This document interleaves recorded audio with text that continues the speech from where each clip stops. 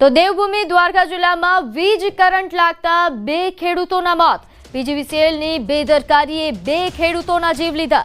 સોનાડી ગામે વાડી વિસ્તારમાં વીજ વાયર પડતા દુર્ઘટના સર્જાઈ।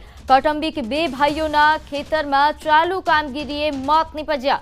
બંને ખેડૂતોના મૃતદેહને ખંભાળિયા સિવિલ હોસ્પિટલમાં લાવવામાં આવ્યા। તો પીજીવીસીએલની ઘોર બેદરકારીના કારણે ખેડૂતોએ જીવ ગુમાવવાનો વારો આવ્યો। ખેતરમાં વીજ વાયર તૂટતા આ બંને કૌટુંબિક ભાઈઓના મોત નીપજ્યા। બંને ખેડૂતો જે કામગીરી કરી રહ્યા હતા ખેતરમાં અને તે દરમિયાન વીજ વાયર પડતા મોત। ભાઈ રામસંગ અને મારા કુટુંબી ભાઈ તકુભાઈ બે વાડીમાં સટાઈ કામ કરતા ઉપરથી વીજ વાયર પડતા તેનું નુકસાન પામેલ છે। અવારનવાર ફરિયાદો અરજીઓ કરતાં પણ પીજીવીસીએલ જાડી ચામડીની થઈ અને કોઈ પણ જાતના મેન્ટેનન્સ તથા સસ્તી ગુણવત્તાવાળા કામ અને વસ્તુઓ વાપરવાના કારણે આજે 2 ખેડૂતોના જીવ ગયેલા છે।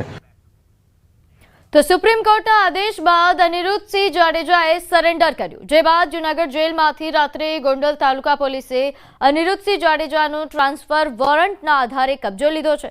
ગોંડલ તાલુકા પોલીસે અમિત કુંટ આત્મહત્યા કેસમાં અનિરુદ્ધસિંહ જાડેજાનો જૂનાગઢ જેલમાંથી મોડી રાત્રે કબજો મેળવ્યો।